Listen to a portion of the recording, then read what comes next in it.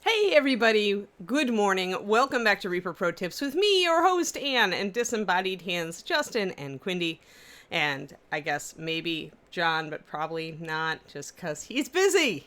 Hi everybody. So I'm going to warn you up front, my back, I kind of tweaked it this morning because I was a dummy and didn't do my full warm-up. So it's a little bit sore, so we'll see how it goes today. I may go a slightly shorter stream though. We'll see. If I have to switch to another chair or if I have to do whatever, but we'll make it work. We'll make it work. Yeah, right, Julie, right? Oops. It's like, you think you're good. You're like, yeah, I'm awesome. I'm bulletproof. And then you don't do your warm up all the way through. And then you like push it. And then it's like, owie. So yeah, don't do this. Don't be me. I'm here to teach you, but I'm certainly not here to teach you how to mess up your back.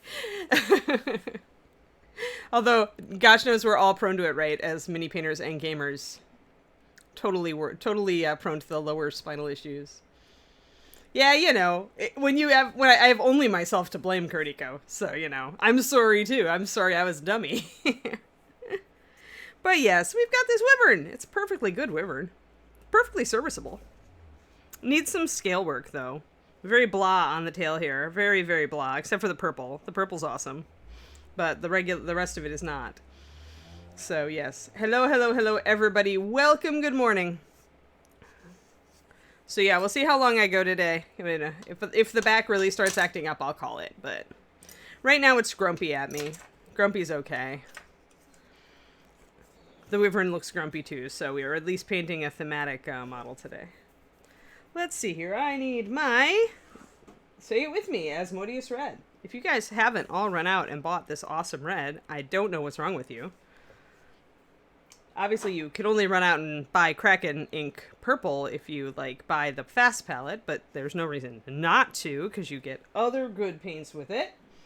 And then what else do we need? We need a staple for me, orange brown, which many people kind of dismiss. The burnt orange colors, as I call them, which is burnt orange, orange brown.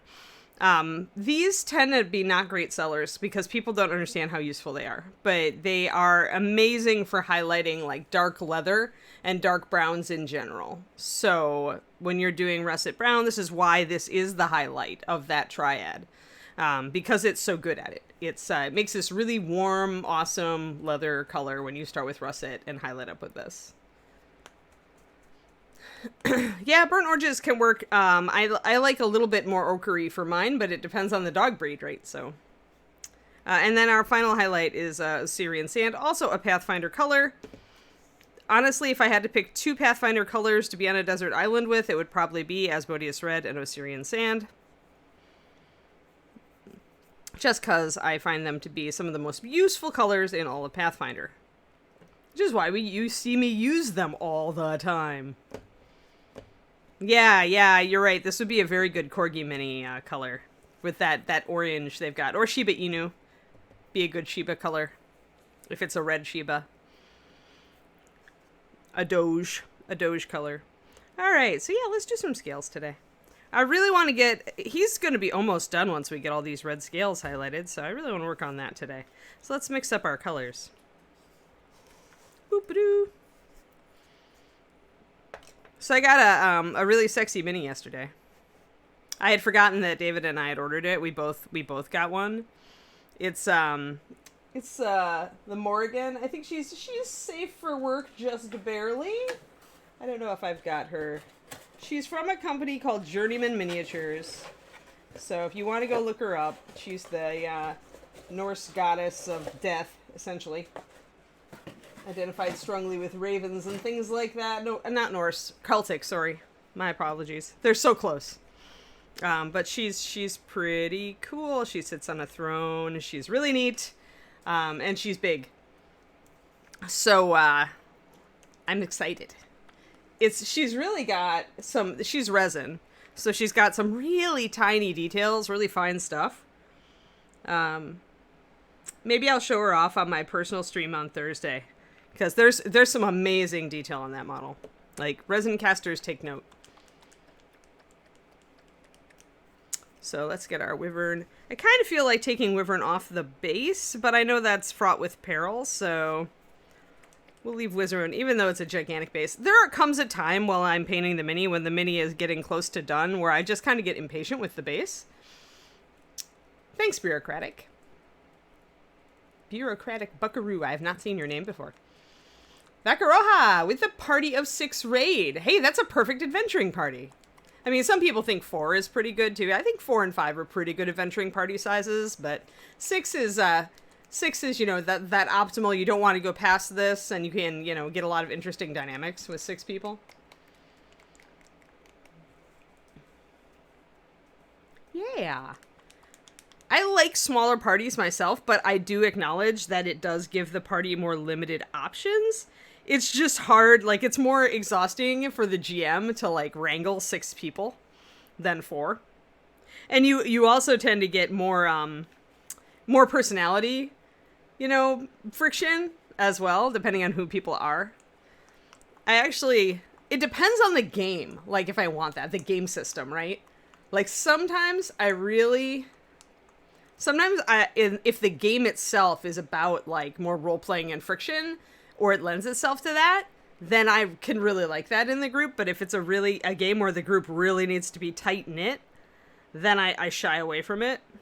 So I'm going to make myself an orangey red. Hello. I missed you earlier. It is actually a Wyvern, Crasian. It is a Wyvern. It is a lovely Wyvern, sculpted by Ms. Julie Guthrie, who is actually in the chat here, as green users. But that is the item number. It's a bones model. I find that the bones material, although it is a bit softer plastic, I really like it for big monsters, because the big monsters have details that are large enough that any weaknesses in the PVC are minimized, and I just like the feel of it. Oh, no problem. You couldn't see his legs, so you couldn't see that he had, like, his arms are part of his wings. But yeah, so we actually finished a lot of his underside. Today is our red scales day. It's scales day. It's like leg day, or wing day, only it's scales day. But yeah, so we're just gonna, I want to get this. He's really close to done. Like, we did finished up most of his face, I think. I don't think we need anything else on the face. Last time. Oh, we need to do his green eyes. That's right. I was going to give him green eyes, and I just did them in white. But I really want to work on scales, because so much of a dragon is scales, and I did a kind of a prototype. And we'll call this a pseudo-dragon, I guess. He's technically in the family of dragons, even if he only has 2 legs. George R. R. Martin would tell us that this is a proper dragon anyway, but he's being all scientific and stuff. Who needs that?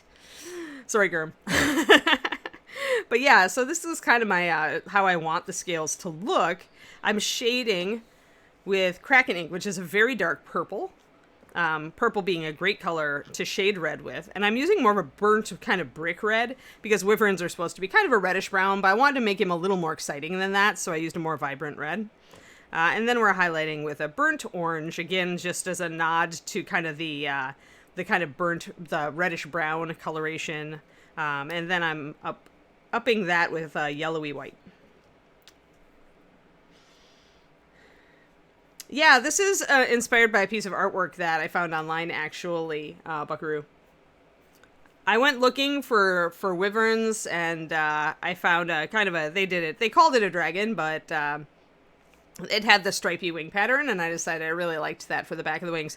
I do tend to do different patterns depending on the top and bottom of the wing. I don't like doing the same pattern. I think it comes from, like, looking at birds and how the top part of the wing is always a different color than the bottom.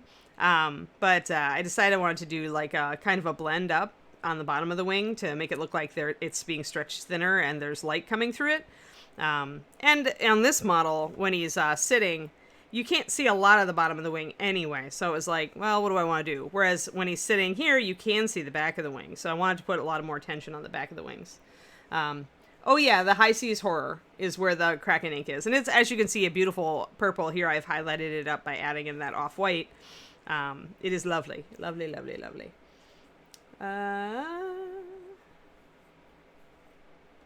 Yeah, Nomad Zeke, it sounds like you're getting overcommitted. Hello, Troll Painting Minis. It is Wyvern Day, so we are doing great. I am mixing up colors to work on making the rest of the red scales look like these lovely red scales up here, which we did before, kind of as... I like to do a little part of the mini as proof of concept.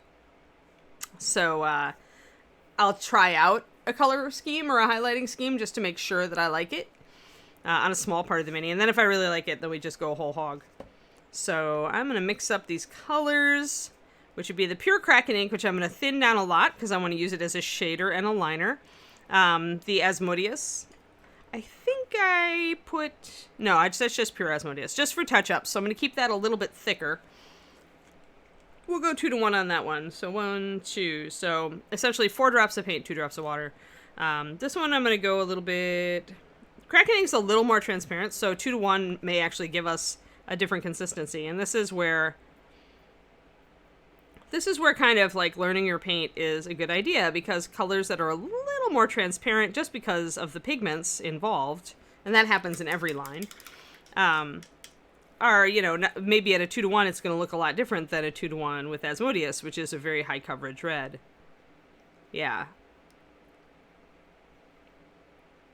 So the purple is definitely, you can kind of see it falling off the side of the palette here. The red is staying very solid. That's just the coverage, the additional coverage from that. And I'm going to mix 1 drop of Asmodeus with 4 drops of the orange brown.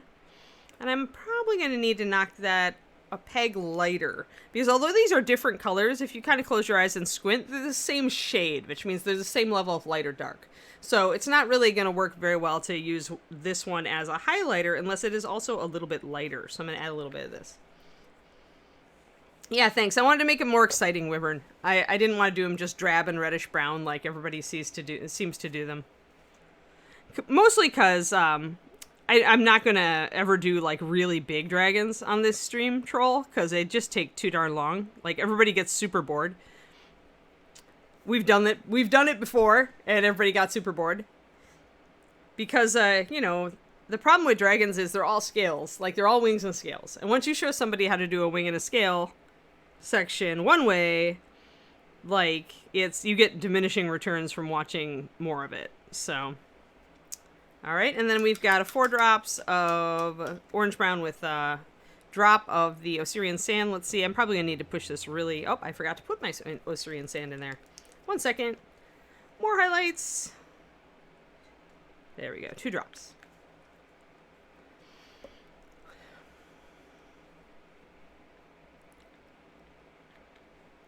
Yeah. Color options, never a bad thing. Although I tend to use such a small assortment, relatively speaking, these days.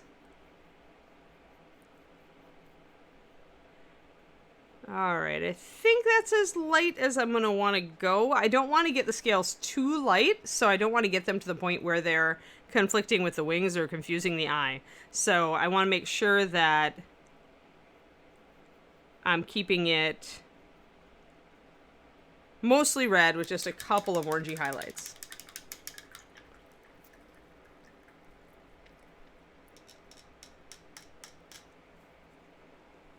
Alrighty, and we can reach for a good brush this time instead of the not so great brush we were using yesterday to block in stuff on our Necromancer, or sorry, Crimson Herald.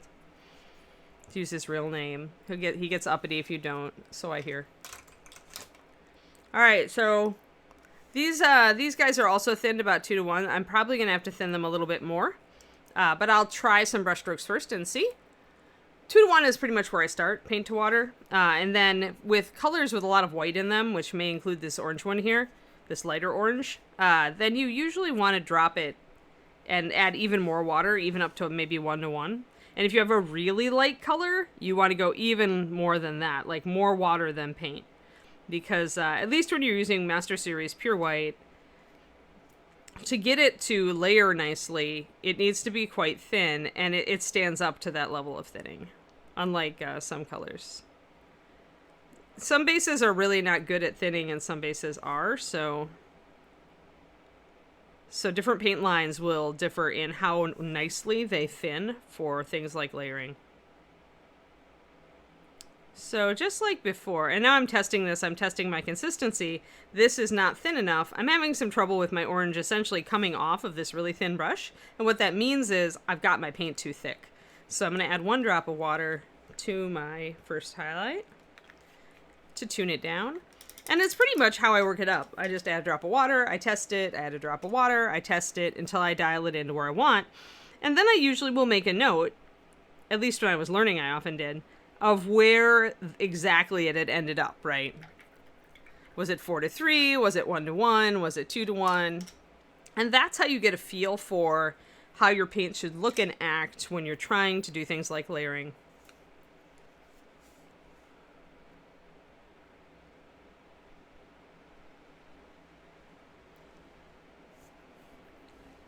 Cool. Yeah, I haven't ever used the cuttlefish paints, and I actually started using Vallejo. Like I was using Vallejo when it first got into this country. It was the paint that I used most before Reaper hired me and said, hey, make us a paint line. And then I started using the paint line that I made. Because I made, if you guys didn't know, some of you new people, I created Reaper Master Series. It's one of the things I was hired to do when I started at Reaper 18 years ago. Pretty much because I came in and told them that Pro Paint was bad. And I kid you not, that's how I got the job. Brian used to tell this story really funny, but essentially it amounts to Reaper brought in a bunch of us painters to assess like their brushes and their paints and to learn from each other. That was the first ever Reaper Artist Conference more than 18 years ago.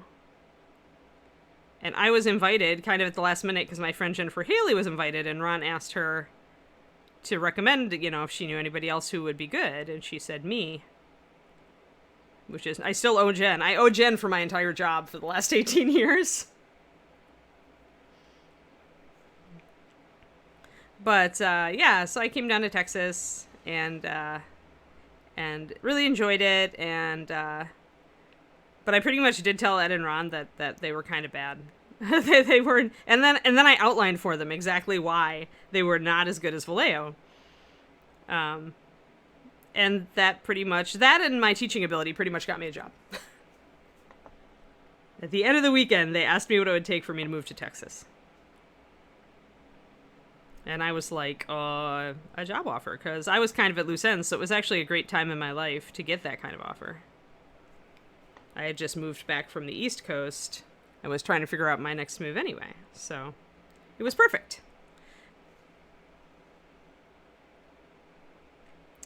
I own the Gemstone Dragon racks.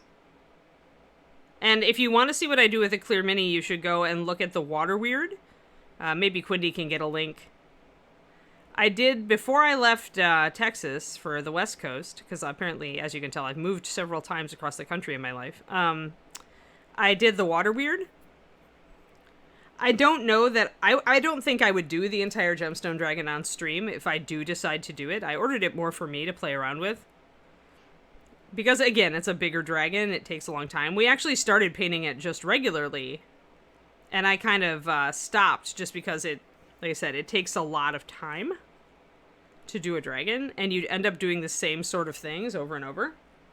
There we go, Quindy for the win. Water Weird. So the Water Weird. Grey Mouse, are you talking the Pro Paints? They did not make it from Partha. Reaper always has done its own paint in-house, all itself. And it wasn't terrible. It just wasn't, like, they wanted to compete with Vallejo, and Pro Paint wasn't quite there. Like, it had a certain level of, like, grittiness to it because of the matting, because they wanted a certain matte finish. One of the first things we did when trialing Master Series products, for the paint that eventually became Master Series, was looking into solutions to matte the paint that did not cause a gritty feeling, that would allow us to maintain a smooth application, but still give us a much more matte finish than any other paint had. So, bye, Bruckaroo. Have fun. I'm glad to meet you. Nice to meet you, I should say. Because it actually isn't easy sometimes to get a good finish on a paint while still maintaining that smoothness.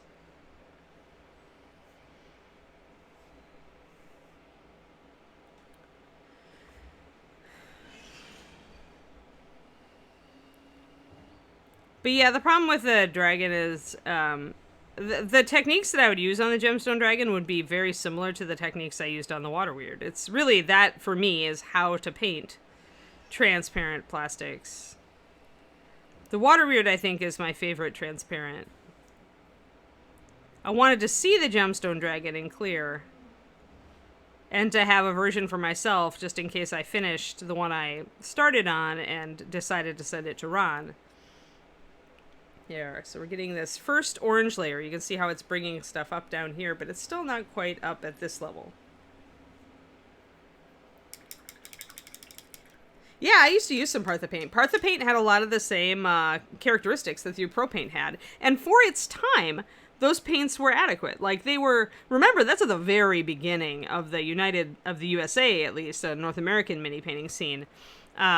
Historical painters were using things like Poly S.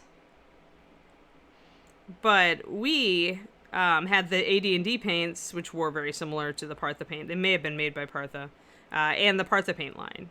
And I mean, I was using those and Games Workshop, and then when Vallejo came out, I started using mostly Vallejo. Because that was really, I mean, Reaper had it right. That was the competitor they had to match.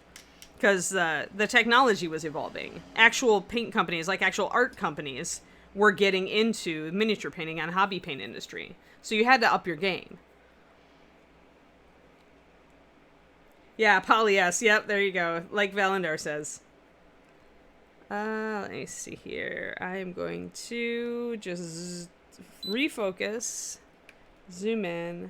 I need better focus. Hold on. This model is sometimes hard to focus because it's very multi-dimensional. There we go. There, now we can see the tail nice and close up. Yeah, I figured they had the same consistency, same body, same action, same everything. I'm gonna grab, hold on, Gemstone Dragon. Is he here? Yeah, he's here. So we started Gemstone Dragon, but I quickly decided that he was going to be a lot of repetitive stuff. So I chose an Autumn Forest Gemstone Dragon because I like to run like that. So he is like that, and we have a little bit of blue coming in on his wings. But yeah, so we've got some greens, yellows, and orange. He's an analogous color scheme, and I wanted his gems to look more like amber or something like that. Yeah, same pots, exactly. Yeah, Quindy, for sure. So this is Autumn Forest, or Autumn Gemstone Dragon. Autumn Forest Gemstone Dragon. Because I want to do something different. I mean, everybody's going to paint the Gem Dragon, I think, as a particular color, and it's going to be, like, all one color. And I'm like, I don't think so. Like, I wanted to do this dragon with different colors on it. So, this sort of thing. And I wanted to do orange, because so few people use orange. By the way, we've got Osirian Sand again in this area. But yeah, so we started on Gemstone Dragon, and then I was like, okay, this is going to take forever, and it's going to be really repetitive. So I put him aside. That's when I decided that, like, Wyvern here, and even Wyvern has taken us a while, let's face it. But Wyvern here was probably the biggest dragon I was going to do. Dragon or dragonkin or dragon family.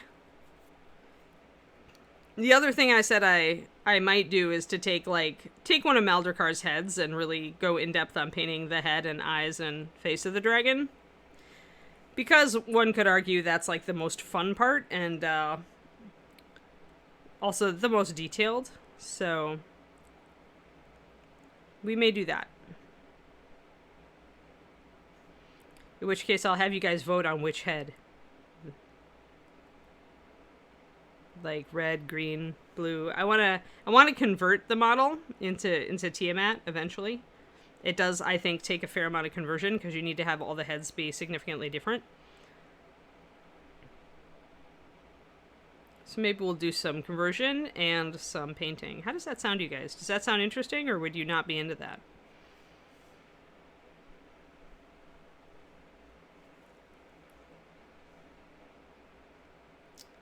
Actually, Troll, I would say, because I looked at what was out on the market, and what we didn't have was something that had a really strong adhesion sticking to the model.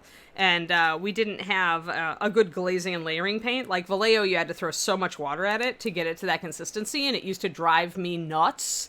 And it also drove me nuts that it rubbed off so easily. So when I started to do Master Series, I chose to address those two problems. You can still wet blend with this paint. I say put down a base coat first. Put down a quick base coat, especially if you're doing like an airbrushed base coat, then just wet blend over the top of that. Our paint is not thick and goopy. It doesn't have that plasticky feel to it, but it thins like a dream, and it stays in solution even when it's thinned extremely. And by extremely, I mean 1 to 2, like paint to water with our pure white, it'll stay in solution. Because as a painter, I like to thin my paint a lot, and I like to do a lot of glazing and layering. So for me, that's what I was really having trouble with finding on the market. And so that's the way I went.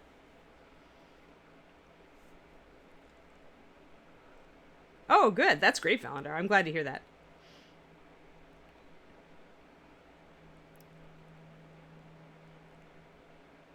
Totally into that? All right. All right. Maybe we'll do that. I mean, I'll whip out my resin mal. Yes, the resin version. Not even... I have a bones mal, but more and more I'm thinking maybe I'll use that as a giveaway on my stream sometime. Because, like, do I really need a resin Maldekar and a bones Maldekar? Probably not. What I think is that I ordered the bones one, not knowing if there would be resin ones available. And then there were, so I grabbed a resin one. Because I always like to work with resin. It's one of my favorite materials to work with. So we're just making these little lines, guys, so that we can suggest kind of like we did up here, the spikiness of the scales. I want him to feel spiny.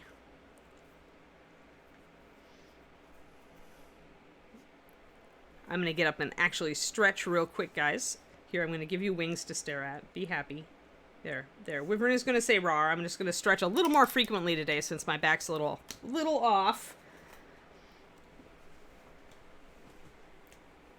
But yeah, so this is definitely, I would say MSP excels at layering and glazing. And all thinned paint applications, like textures, where you need to thin the paint just enough.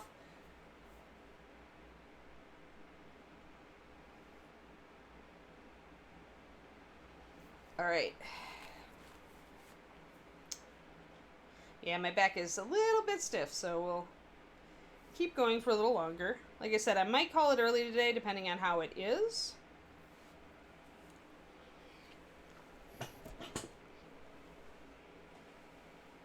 Just because I like to take care of myself. Alrighty. But yeah, our stuff should be, we go for saturated colors that have, we don't think of transparency as a problem. How about that? Like, that's the best thing about Reaper paint is, sometimes you want transparency. You want to be able to work like that. Ooh. Let's see here. I need to blend these in a little bit better.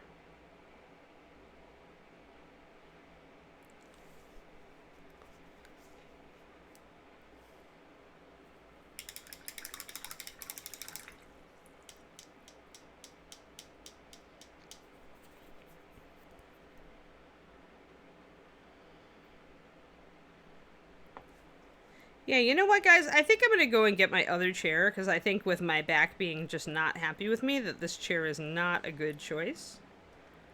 So 1 second. I'm going to set this guy up. Let's back out. Give you Wyvern view while I snag my chair from the other room. It won't take very long. I just want to be able to, like, do my whole stream if I can, and this kneeling chair is just, like, not liking me. Not liking me right now. So I will be right back with a proper chair, quote unquote.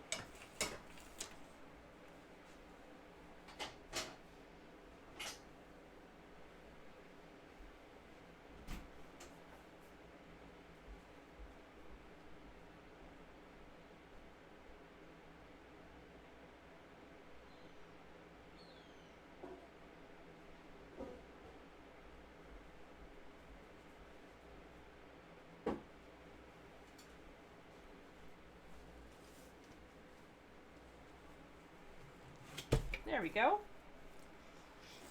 This one has my back support pillow on it. Yeah, I was a silly Ann this morning. I'm not the one who loves to do gaming minis. That's actually David Rex.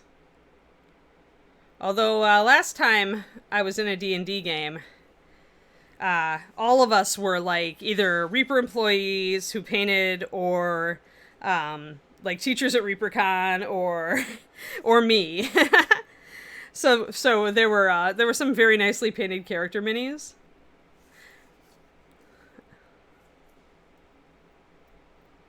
But I certainly can't keep up with I can't keep up with a weekly game for sure. As far as I couldn't keep up with painting encounters. Especially not now with the Patreon and everything. I have a lot to do for painting for business rather than pleasure. So there's no way I could sustain. Yeah, this chair is much better. This chair might actually enable me to end to do the stream for a normal amount of time. So, little spinies.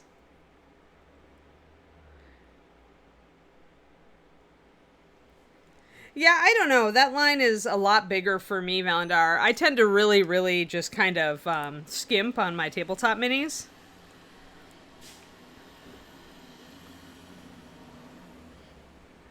Like, they're not, like, they may be, I might do a display, I might do, like, I guess a display like a Reaper Gallery type mini. I would not do it to a competition level ever. But that's just, it actually isn't because it might get handled. I honestly find that, you know, if you use MSP and you seal your minis, you're not going to get that much rub off or, you know, scrape off unless you're really abusing it. Now, the difference for me is how much work how much time do I have to put into the model? And the answer is usually not a whole lot, so.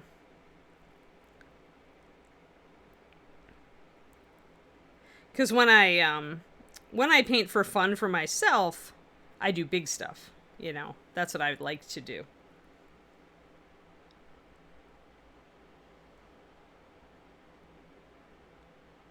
Yeah, he did.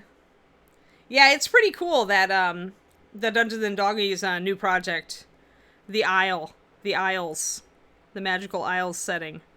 It sounded intriguing. I thought I might actually go in on it. I haven't done anything since the first Dungeons and Doggies, but I like the setting that they're describing in this latest book, so I may throw my money at them. And they're doing animals other than dogs and cats for this one, so.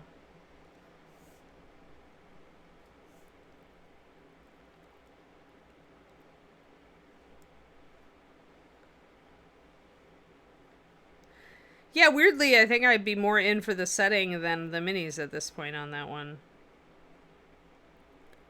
I would really like to run a Dungeons and Doggies game at some point, even if it was just like just a few sessions. I think it would be a good time.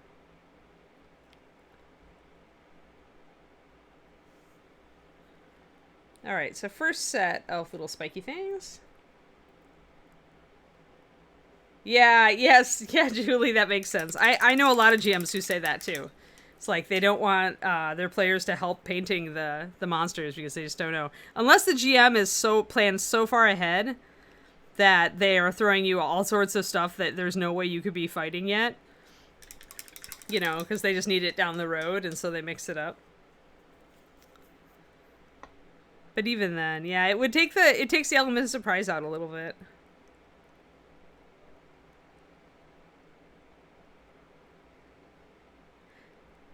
I suppose it would work if you're a GM who likes to customize monsters, which actually I do a lot of the time. Like if you give your players like a kobold sorcerer, but you're like, just be aware the kobolds in my world are different, you know. But still, they're gonna know then that they're gonna be fighting something like that. So I get it. I get it. So just the tips with the brighter orange.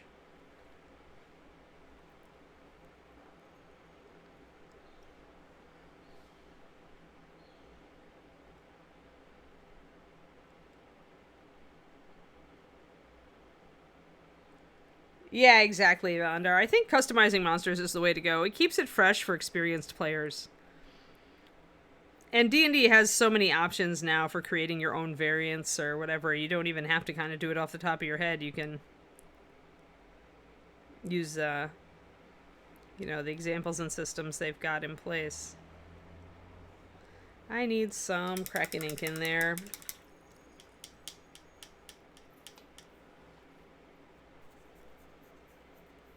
Yeah, I like to do my own because then I can customize it to like the environment and everything.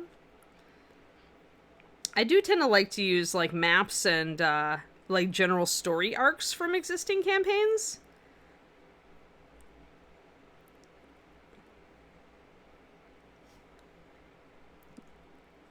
Although I do tend to also customize like what's in each room. Like if it's an adventure path or something that I know the players probably have played through before, at least partially, I will customize what goes in certain rooms so that they're not like, oh yeah, there's this big room with blah in it. Because that just takes the fun out.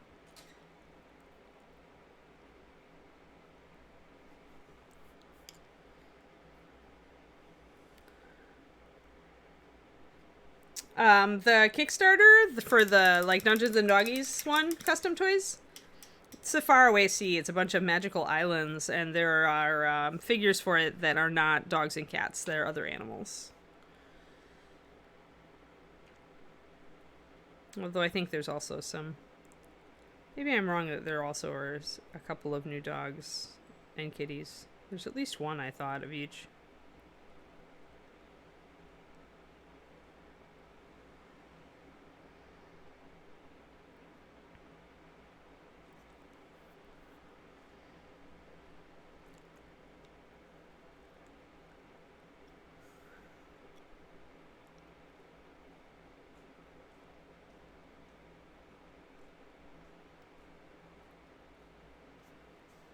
Yeah, no problem with that. Yeah, the Dungeons and Doggies minis are very cute. I have the first set.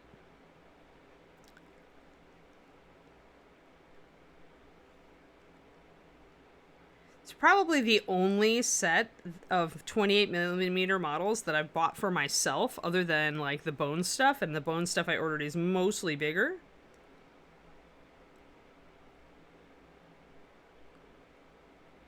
It's mostly I do like bigger stuff. Very happy with my Greek Odyssey from Bones 5. There we go. So that gives us that kind of spiky, serrated edge scale look that I'm going for. That I think it works well on the type of scales that Julie tends to sculpt.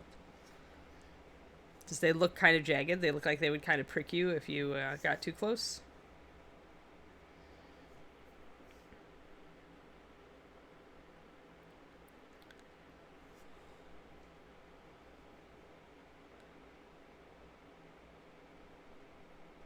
We're getting these guys blocked in.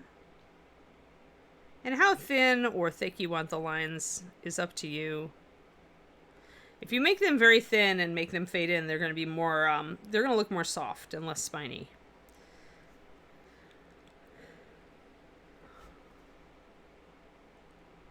More like just traditional layering or texture.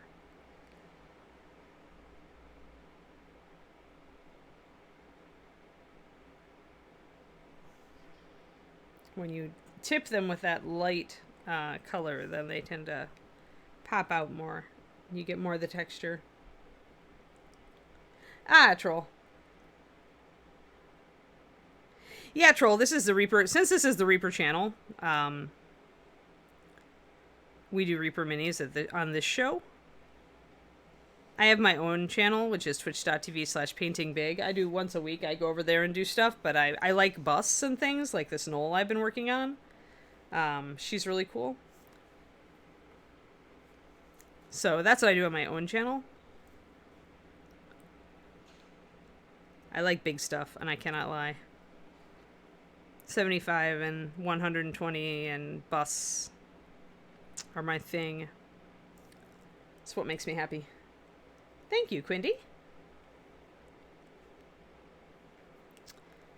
Yeah, we do that Thursday at 4 p.m. USA Central Time. I do my own thing, and usually it's a competition model I'm working on. That Noel is for, probably I'm trying to get her done for ReaperCon, for the competition. And I'm working on a Halfling Rogue from Black Crow, 75 millimeter. Also for that, and then I've been working on my Templar, which is a really high-end project where I'm really pushing myself. I don't know if that one's going to be done for ReaperCon. She just has a lot of stuff to do if I want to make her really, really good.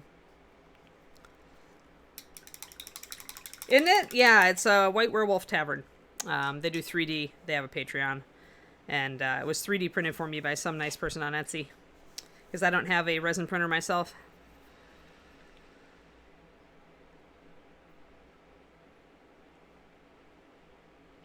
But yeah, I like big stuff.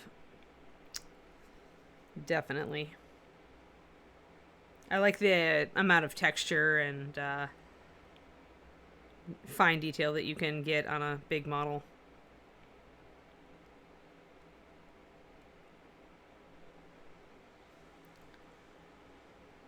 Aw, sorry Twitch. Sorry Karinko.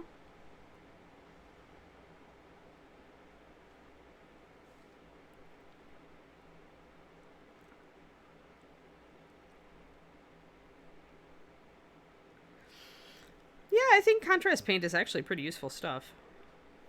If you're going for speed,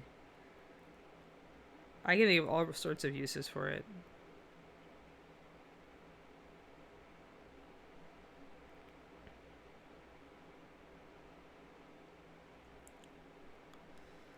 There we go. We're focusing in on our tail. I'll probably go dark for the tail tip, actually. Go heavier on the Kraken ink because I want this, the center here to also be green, like the eyes, kind of glowing like poison, since Wyvern. So I'm going to probably want to go dark around that to get more contrast.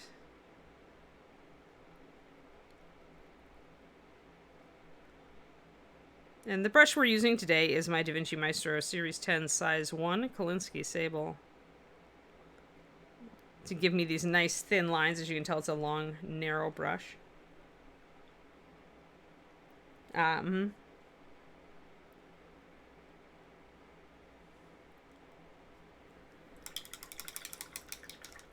Yes, Rax was nice enough to send me transparent kittens oozes. We'll paint one of those for this Halloween.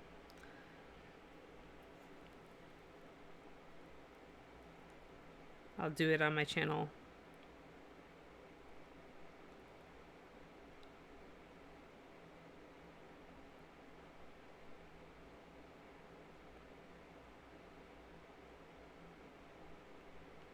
There we go.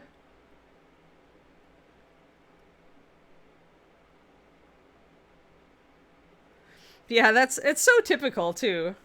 I mean, having worked for Games Workshop, personally, it's very typical troll that they put out a product that is in some way actually genius and unique, but they utterly don't get it how best to use it, or they don't understand all the different ways that you could use it to get really good results. It's funny. Then again, you know, I find that you get that disconnecting companies, and in GW there's no excuse because everybody in the company is encouraged to play the games, to paint, to hobby, you know, all that kind of thing. But that doesn't mean that all of them are good painters or that they understand like the many versatile uses of each product, right? So I think it's the fan base that tends to iterate on products that they bring out.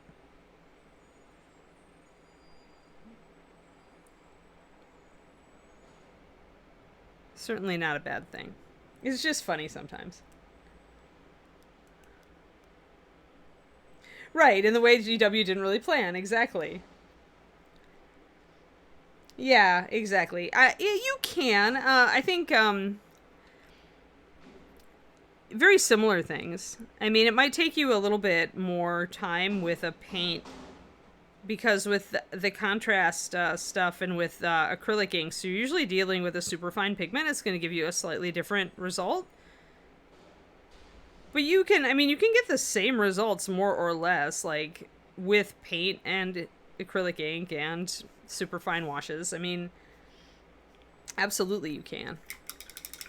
It just may be more work to use one way and less work to use another way, depending on what you're doing. Like, that's really where I find the differences between some of these, what I'll call novelty items and products, is that often they will enable you to shortcut and cut a little bit of time off of a process.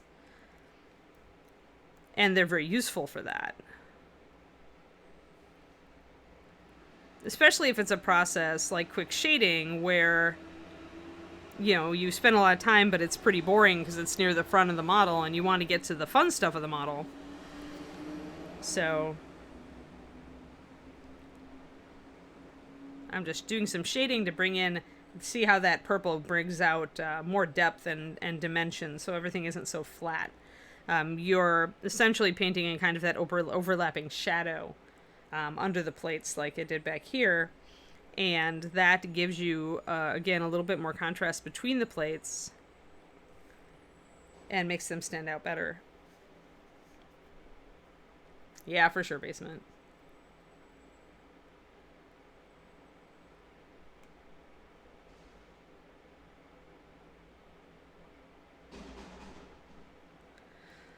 Yeah, or if you aren't like, haven't had the time to put a lot of time into your painting to get like a higher skill level. I mean, simple steps. Or if you're not interested in, I mean, there are a ton of GW guys and gals out there who are gamers first and hobbyists second. And absolutely nothing wrong with that. But they just don't have the interest in, like, they just want it to look okay. And so the contrast paint absolutely works for that.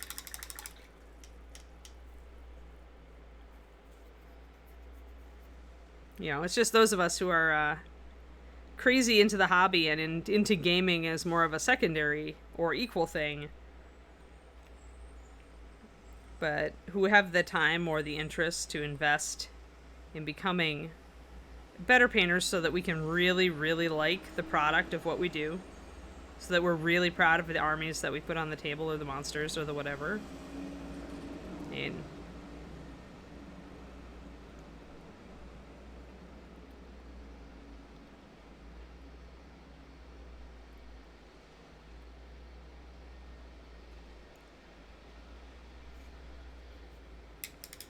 And a lot of people cross over, right? They start as painters and then get into gaming, or they start as gamers and then they realize they really enjoy the painting aspect. I have a couple of friends who are like the latter.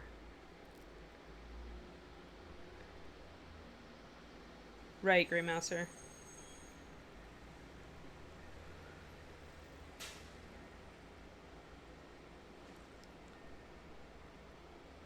I think Games Workshop in general does a very good job of encouraging the hobby, encouraging people to want to get slightly better effects. Because if you can use contrast paint out the gate and get a pretty good start, then, you know, maybe it inspires you. You're like, oh, maybe if I just do the eyes, or I just put a little bit more detail here, it'll look even better, right? So it can certainly encourage people to really get more interested in the hobby. They just have a totally different take on it than some other companies, right? Because they are a different beast. You know, I need more highlights on my purple scales up at the top of the Wyvern, but I'm going to keep going on the tail here because we almost have the whole tail. This is the monotonous part of dragons. Like, the fact that you have to sit here and do scales. That's why people tend to put, they airbrush, they put a quick shade on it, then they highlight a little bit, and they're done.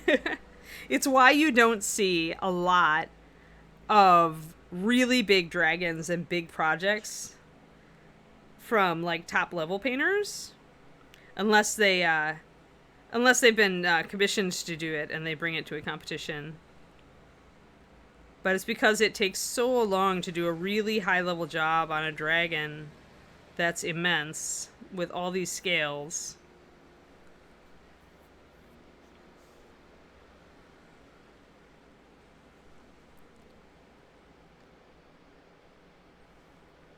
Yeah, I would expect that contrast would be very good for D&D monsters. When you want, like, a base coat, shade, highlight, and then you just put a little bit of extra detail onto them to make them look cool. No harm, no foul.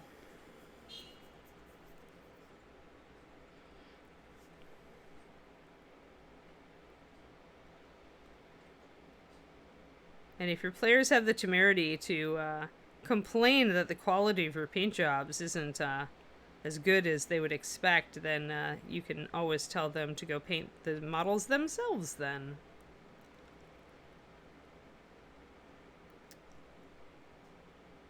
Alright, I am going to start making the purple bigger on the scales, starting with this one, and minimizing my edges as I work into an entirely purple scale and purple area here. Although it will probably, this is definitely a claw, so we'll probably paint some of these like horn colored like spines.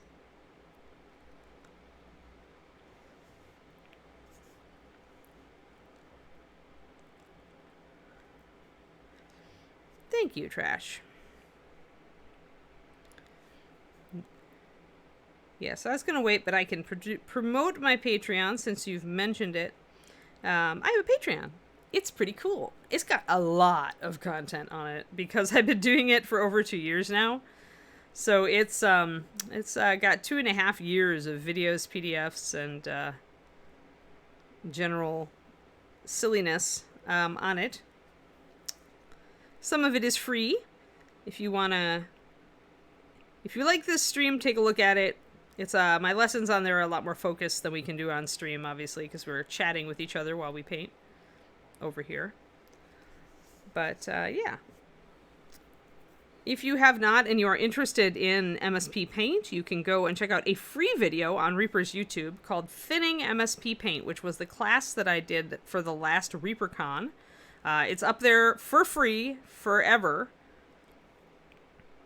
And there's a handout for it on my Patreon for thinning MSP paints. So if you are thinking about MSP and you get a couple to try, because they are so much more like less goopy than other paints, they definitely require less thinning to get to a level that's workable for you. So checking out that video gives you at least the baseline to start with. And Quindy just linked it in the chat. Then you're doing spots, Everlina. Usually. Spots or stripes on skin, right? Yeah, Kerniko, you have direct experience, right? With those kind of people. Yeah, it's nice too, again, I think, because the videos are shorter on my Patreon. Like, the stream here, like, is long, and given you can jump in and for just, like, 20 minutes and still learn something. So that's about what I want there, guys, is a little bit, see how it's fading in and then going all to purple. So we're going to do that, I think, on the other side as well. At least I'll paint in the purple and block in some of the shadows around. Even though we haven't gotten to this side of the tail yet. And I'm going to take a break and stretch in just a second, since my back is annoyed at me.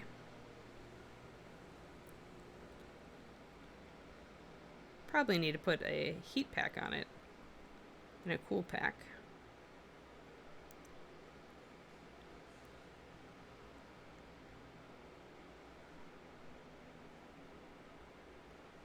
So we'll block that in. Oh, we're a little bit out of focus. There we are. Oh, that's good, Kerniko.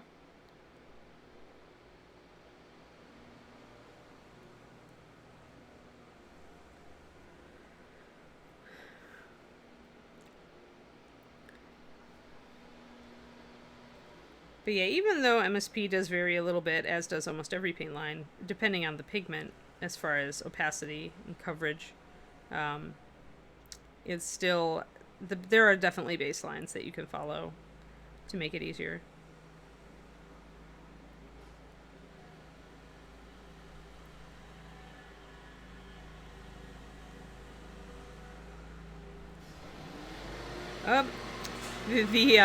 The lawnmower has started. 1 second while I close the window. It's a good time to stretch anyway. Rawr, rawr. Hold on. We're gonna jump out. And we'll put our wyvern tail there. Let me just close this window. They do love to mow the lawn right during my stream.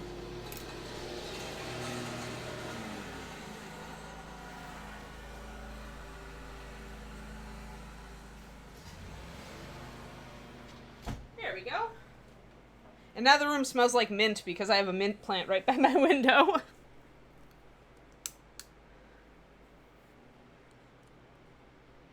Oh, alpaca. That's funny. Yes, resist the Kickstarter, people. I'm going to stand up and stretch. One more time. One more time. We're almost through. If my back can hold out for half an hour more, I'm good. It feels a little better now.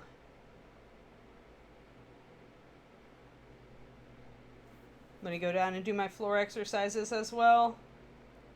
Just quick. All right, real quick, I'm going to go do a floor stretch, and I'll be right back.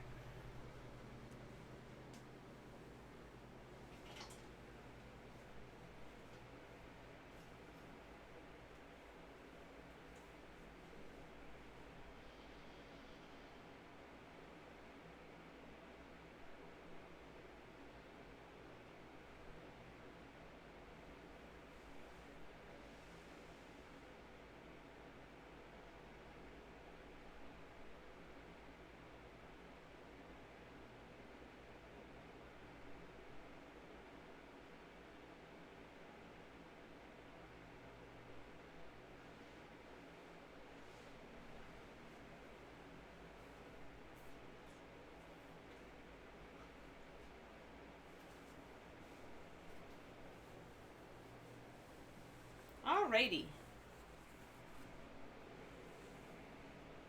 Yeah, I do yoga. I do my I do cat cows and usually a child's pose. It's just a gentle stretch. Helps to stuff that limbers up my back, because as I'm sitting here, it's just like you're just sitting in one position, usually leaning over. There we go. Good deal. All right.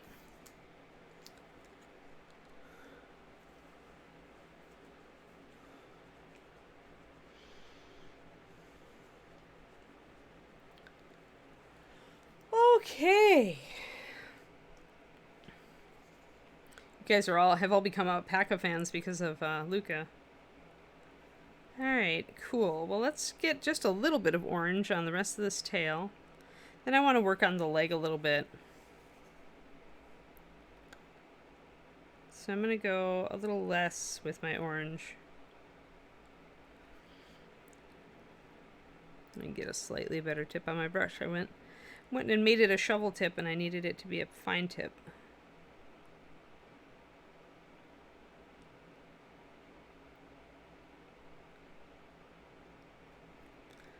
Little tiny. Just a little bit there on the edges.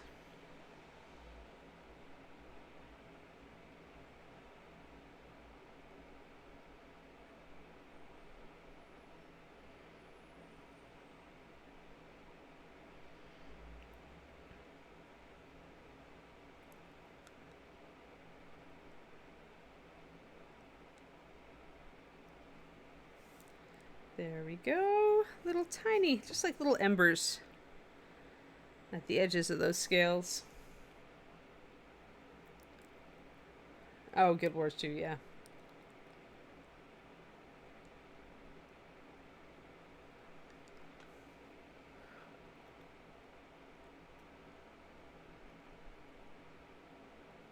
I guess alpacas have been funny since Monty Python, so. Although technically they did llamas, I believe.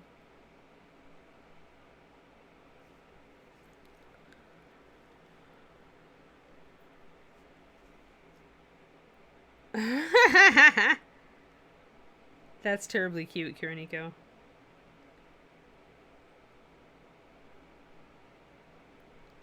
Because taking alpacas for a walk just sounds terribly fun.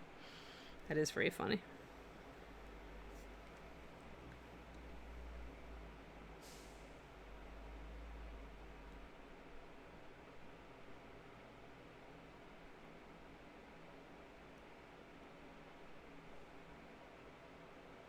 There we go, just little tiny bits of highlight just to kind of go from that transition into this.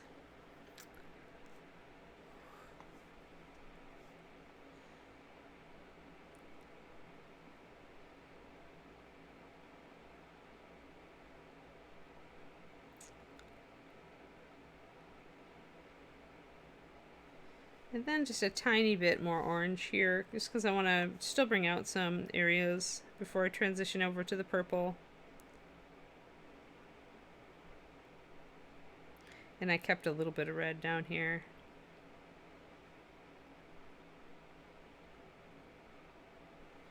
There.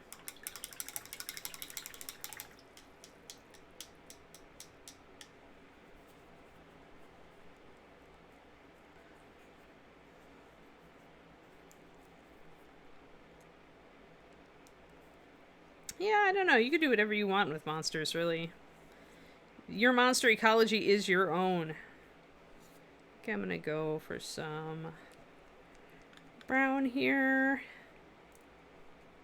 Probably used walnut. Or one black and brown, possibly. For these horns, the base of these horns.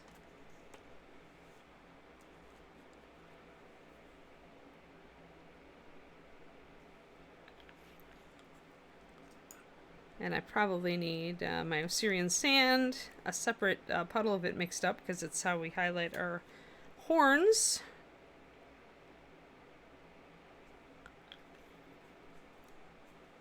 And also our claws once we get to those, our teeth.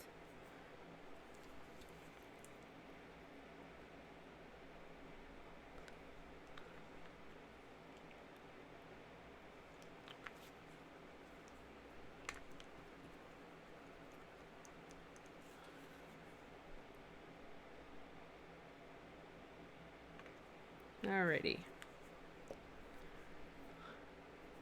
Need my mixing brush to get those mixed up.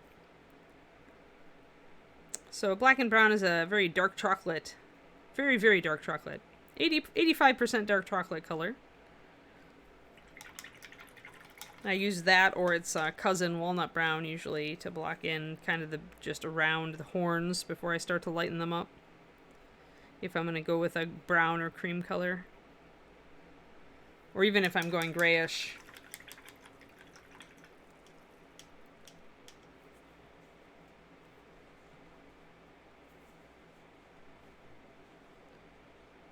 I just always supervise them, basement. I mean, it's gonna look like they're, dogs play, and it's gonna look like they're kind of wanting to kill each other. But I would essentially let them play a little bit, but then distract them with like a treat or something if the play gets just like too excited, right? If they get just too excited, because just like humans, they can get too into it and go a little far.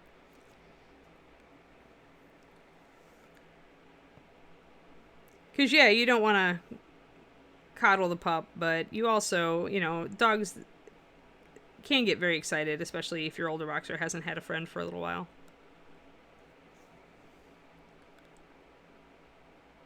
I mean, if the puppy gets hurt, it probably is going to yip, and that's when I would shut down play entirely. If you could also try gating the puppy, like in the kitchen, so that the boxer can, like, sniff and interact with the puppy through the baby gate, but not, they won't be able to, like, totally get it, like, full body wrestling. Depends on how rough it is and whether it's, all the time and stuff. How much you feel you have to control it. And it may naturally wind down a little bit with time, but I would probably use a gating system so that, because with a new pup, you're probably, you're going to be housebreaking. You probably want to control when the pup is out and free anyway, when you have an eye on it. He's just super excited, huh? Yeah, so he's not used to a small animal necessarily. Yeah, I'd just supervise their play. Try to not just necessarily let them play with each other, but like get them both into like a ball or a rope or a tug or something, whatever your older boxer likes. It could be that the older Boxy is just like, oh, no way, this puppy is a better toy than any of that. See if you can find something that can distract him, though, even if it's like a food treat and training. Just so you can, like, take the valve off a little bit. Oh, the first time you've had to. Yeah, I doubt that. I very much doubt that he's, like, aggressive. He's probably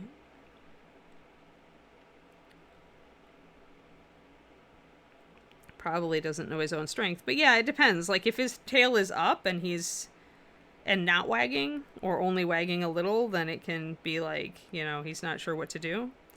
I usually recommend people introduce the new pup just slightly outside of the home, more in a neutral zone. But that's already done, so that time frame has passed, so. I mean, really the question is the puppy enjoying itself or is the puppy stressed, right? Oh, okay. Well, that's a great time, because that's neutral. That's good. Well done.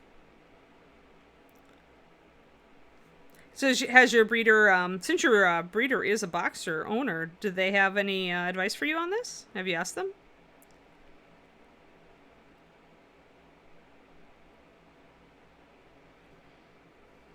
I'm just adding some of this black and brown mixed with Osirian sand and a little bit of the orange just to warm it up to bring up these spiny bits here.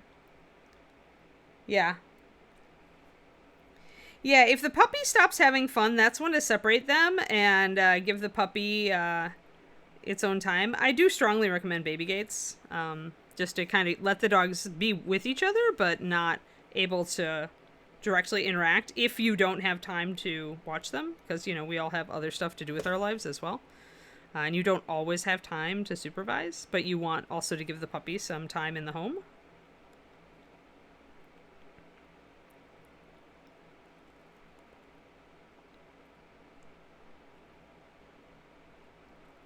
Because our dogs went to shows and stuff, they were used to being crated, even when they were adults. And so, because we were on the road and all that.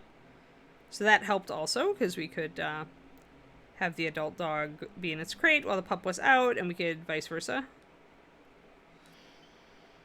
But that's not everybody is training their dog that way, so. So I think I'm using about equal parts, black and brown. The orange color that I mixed, that's part Asmodai and part orange brown. And then a little bit of Osirian sand to lighten it up for this brown that I'm using to bring up these horny areas.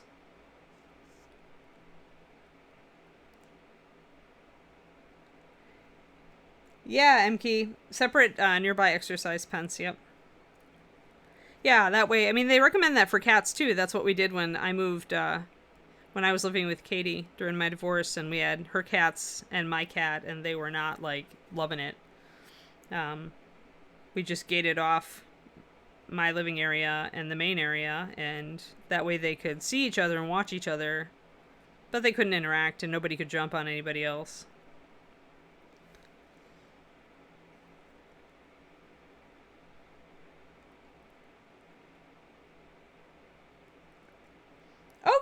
Okay. So then it's just that your boy's really vigorous and plays more rough. So yeah, I would say supervise until the puppy, if the puppy yips or is not having fun, then definitely give the puppy some time alone.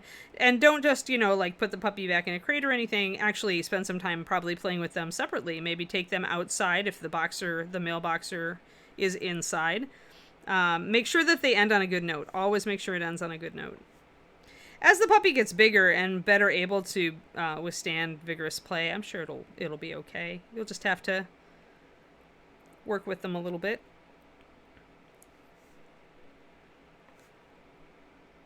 You'll probably want to take the puppy out by itself anyway while training. I always recommend people do this if you want a confident puppy.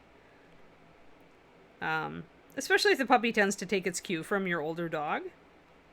That's great because it means your puppy can be easier to train, but it also means that if your puppy has to go out, like, say, to the vet, without the dog, the bigger, older dog, they can maybe have some, like, confidence issues. So it's always good to train them separately a little bit as well.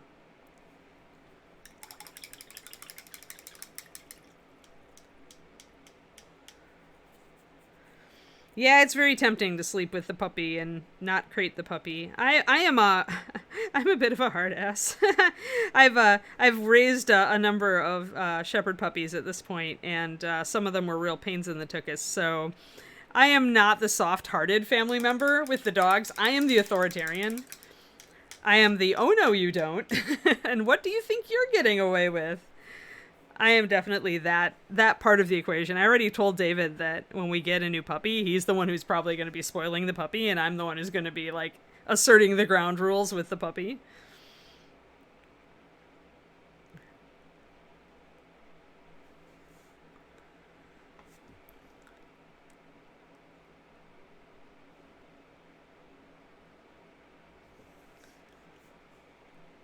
Smart and sneaky. That's why I love them. They're mischievous little devils. I do love them. I miss Kiri a lot. She was a good girl, though. Like, I mean, especially when you guys met Kiri when she was older. Kiri was a very good girl. She got past all of her trouble days.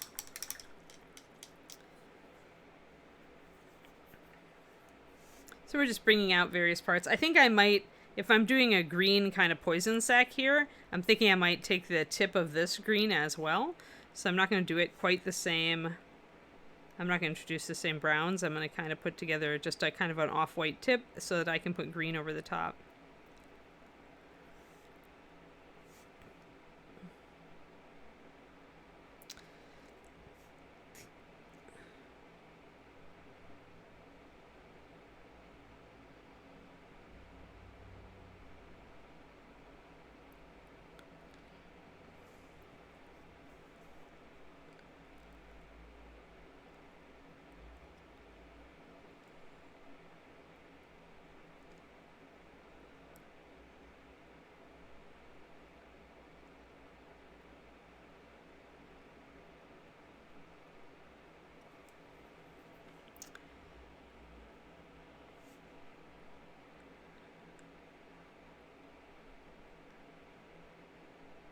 Yeah, animals are fun and a challenge. You're communicating with an entity that does not speak English, but is still pretty smart and understands things, basic concepts, and reacts to the whole world and interacts with it totally different from how we do. That's why I think they're awesome. That's why animals fascinate me. Animal intelligence fascinates me.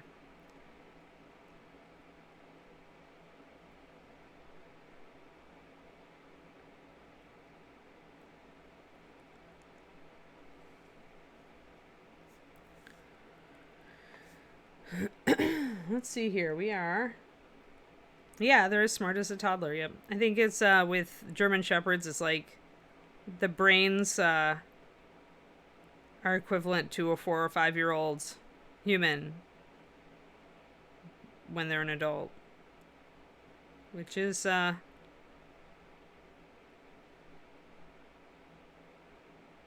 pretty impressive.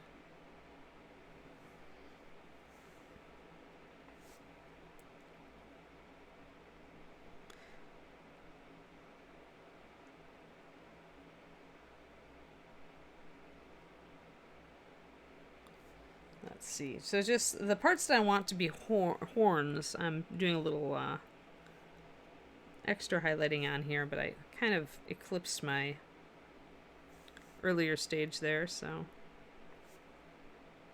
gonna repaint that. Hey, crows. Ah!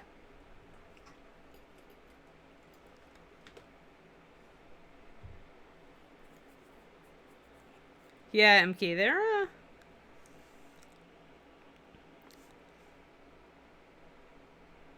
it's always interesting to me how intelligent they are and how much like humans, like how much like raising a human, raising a puppy is. Like, especially here, a lot of people in this complex have gotten golden retriever puppies lately.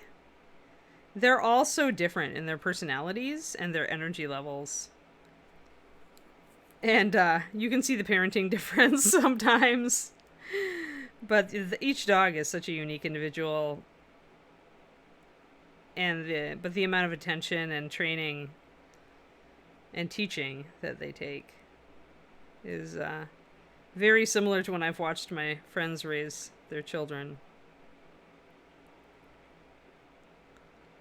They take up a lot of your time, that's for sure.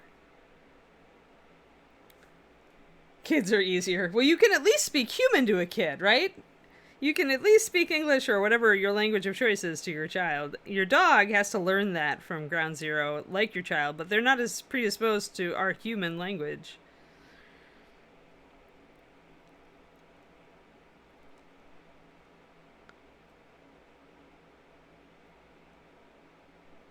Although my dogs got to read our cues pretty well and to understand certain words. There we go. So that's looking nice and thorny now. I like that. Oh yeah, the Weimaraner. Mm-hmm.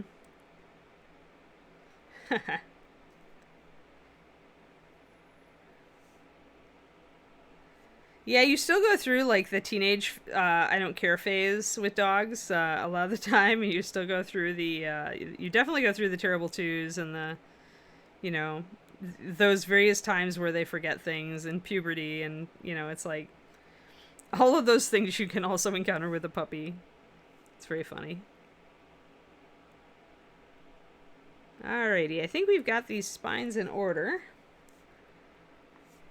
I'm going to work on the legs a little bit, like I've been saying I'm going to do, except then I got into the spines and I didn't want to work on the legs. There. That tail looks cool. I like that.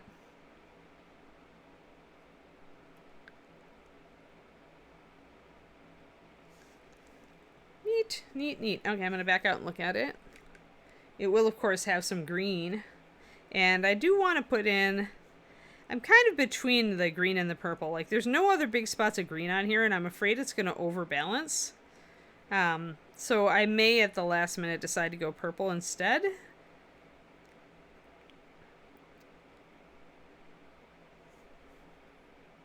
Yeah, I did put a little bit of green into the eyes there, but it's not going to be enough. The problem with putting a strong, bright color, only one spot on the model, especially if that spot is not, like, the focal point, the head... it's very distracting and it looks out of place. So we may go back and we may decide purple instead, but we'll see. Especially because I went more with a warm, kind of bony color here around it, whereas I was originally going to do purple, but then I decided not to. So now the door is open to do more of a purple on the actual poison sac. We'll see. Yeah, Crows, it's nice when you can take them to work. That's what my puppies did too, is I brought them to Reaper because Reaper was very dog friendly. Alright, so this leg is heavily shadowed by the wing, but we'll do some small highlights anyway.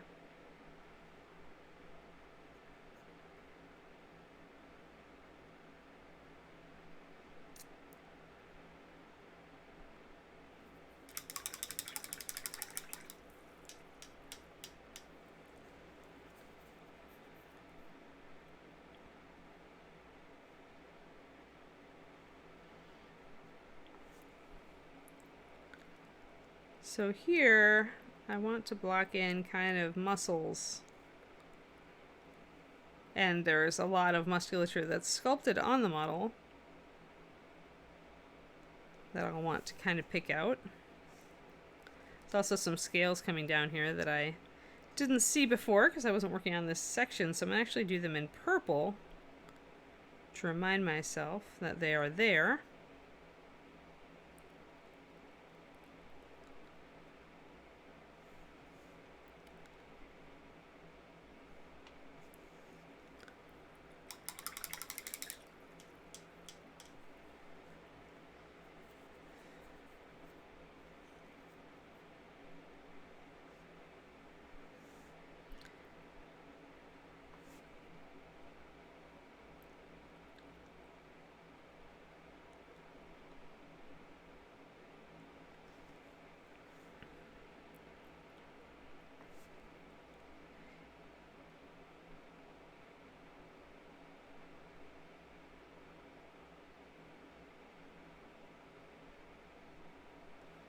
Yeah, I pretty much decided on where I want to get a puppy, but it won't be It won't be anytime soon. It'll actually probably be at the end of next year, just because of their breeding schedule. Assuming everything works out, which it certainly might not. You never know. But there's Kiri's great-granddaughter just had her first litter, so I would like a Kiri relative, so I am looking at a puppy out of that dog and one of her future litters. Then we'll have a Kiri great-great-grandpuppy to be our stream mascot, which would be really cool. There, so we got, see, blocking in some of that musculature. You don't want to go up too high because it's in the shadow, but you do want to bring out your details.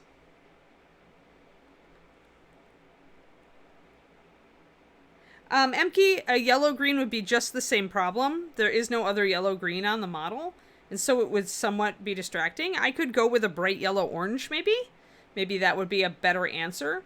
It would still probably be a little distracting, but not nearly as bad because we've got this lighter orange here. So it would be using a color that we've used elsewhere on the model. So that also is an option. Might be a better option because it still gives us that kind of bright, poisonous look. But it is more in line with colors that have been used.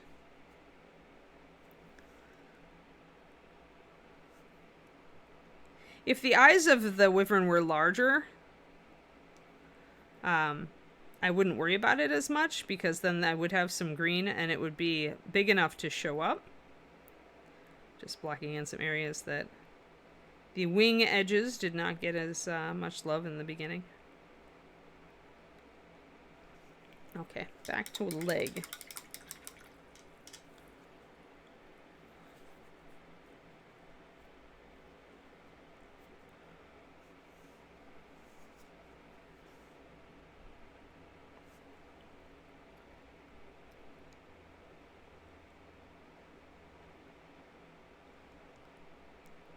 Definitely when there are cool like wrinkles in the skin or everything, you want to highlight those as well.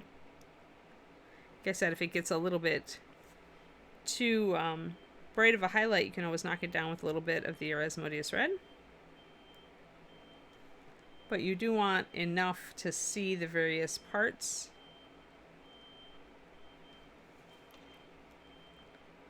The various muscle masses there that are coming out. You don't need to do a lot because, like I said, it's in shadow, so you wouldn't see a lot, but you would still see a little bit of detail, so you don't want to just leave it.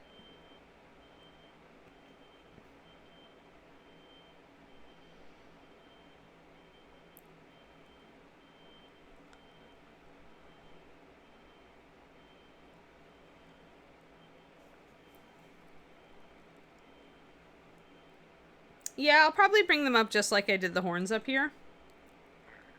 On the head, crows. I like to be consistent about that. It actually bothers me as a painter if areas of like texture don't match. Though I fully understand that dogs often have black nails and white teeth, I still like things to match just the way I am, so.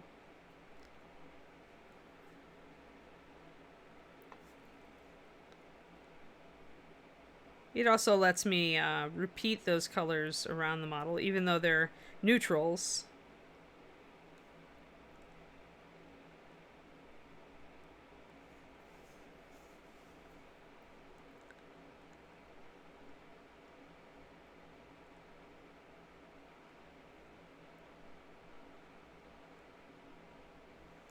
And a little bit of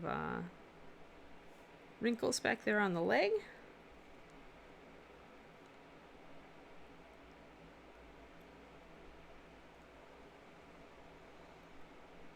Wherever there are wrinkles or folds in the skin, I'm trying to kind of bring those out. It's a nice detail.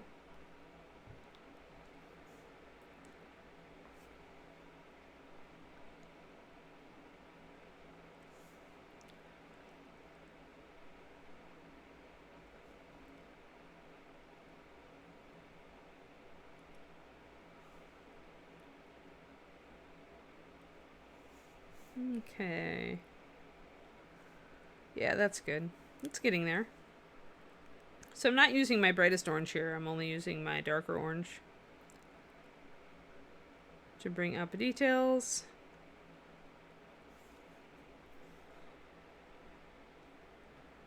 Hello, Karoo. We're almost finished with the stream. Glad you made it.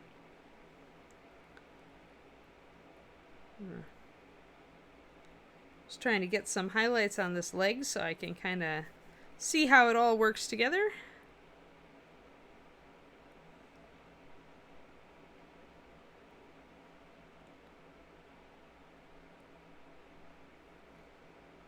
And then down here on the feet, we've definitely got some little wrinkles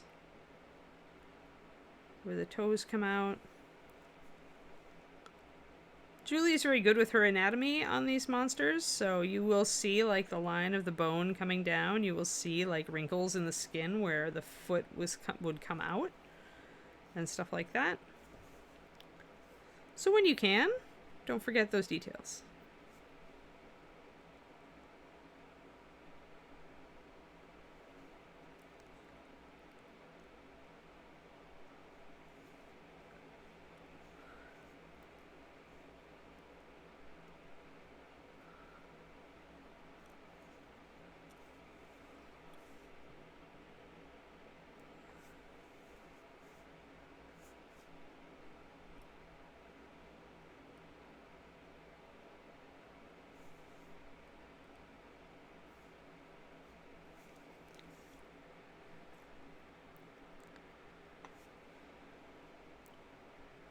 You're welcome, Julie. All accolades in your case are well deserved. And we have to think about this awesome like head, that piece of statuary that the wyvern is perched on too.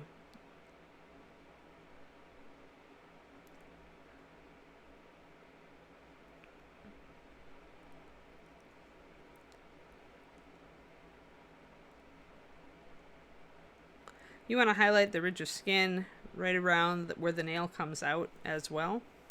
Just like our skin tends to poof out a little bit and catch the light where our nail comes out. So you can do animal claws to kind of suggest that.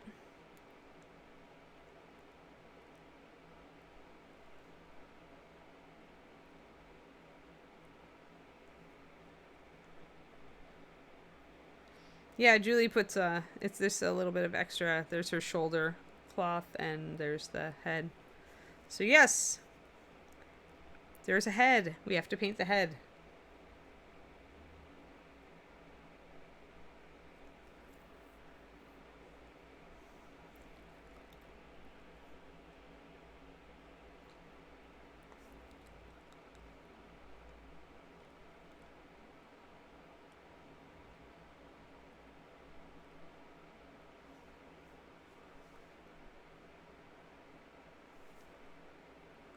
Just getting these little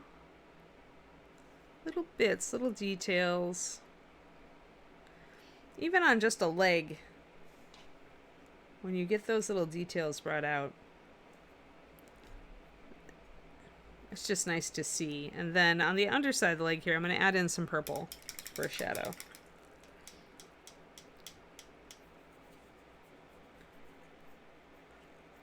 Well, you're still going to put some attention. The problem with, I mean, you'd almost have to remove the face of the model and make the tail really, really overblown, Emke. Because the thing is that the reason that you put focus on the face isn't because that's just what artists do. It's because we humans, when we see a face, we focus on it. So when I say that, it's not that we are emphasizing the head because we want to necessarily. It's that subconsciously, like that's instinctually what humans do. We look at a face first. So if you wanted to do that and emphasize like the armor and the tail of the beast of a wyvern, you'd have to almost redesign it to make it like a faceless kind of monster, like some sort of weird like deep under the earth wyvern that didn't really have eyes, you know. You might be able to get away with it that way, but we always look first to the head for the expression of the piece. It's an instinctual behavior for us.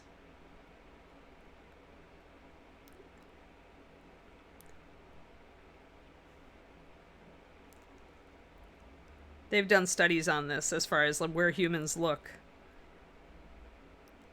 I'm going to also shade the inside of the leg here and the inside of here because it's deep in shadow. So you don't just have to highlight. You can also just use your Asmodeus red as a midtone and shadow to bring out detail. And not use much of the orange. I'm going to use just a tiny touch of it here. And then blend it in.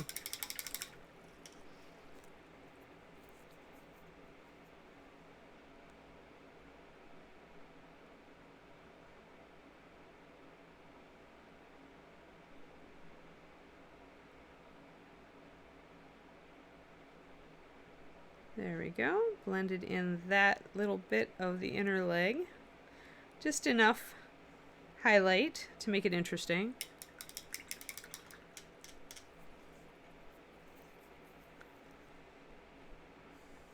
And there we go. We have actually managed to do our entire stream, even though my back was kind of wonky. Yay! That said, I'm definitely going to go and rest my back now. So, what we covered today... Let me just put a shadow between the toes here. I like to make sure that those have a nice deep shadow. All right, what we did today. We did a lot of spiny scales. We brought up our scale work on both sides of the tail. Almost done. Just need a little bit more on this other side. We kind of figured out how we were going to work the tip of the tail. We did some highlighting on one of the legs, so now we just have the other leg to do there. And a little bit of the underside here of the hands and the paws. It needs a little bit. Advil's right out the table. I can't have NSAIDs, but thank you, Karu. Yeah, I'm just going to go and rest it. I've got a heat and cool pad. But yes, I hope you had some fun. That's pretty much what we did today. We discussed a lot, and we discussed focal point, and we talked about the fact that yeah, there's a statue down here that we have to paint. Stuff like that. Alrighty. Thank you, everybody, for tuning in. Quindy, are we going to go rating today?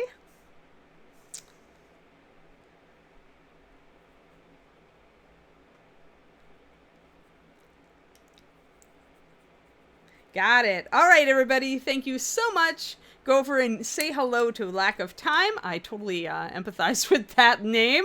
And I'll see you guys tomorrow. And we're going to be working on our half-orc wizard. We're almost done. All right. I'll see you later. Bye-bye.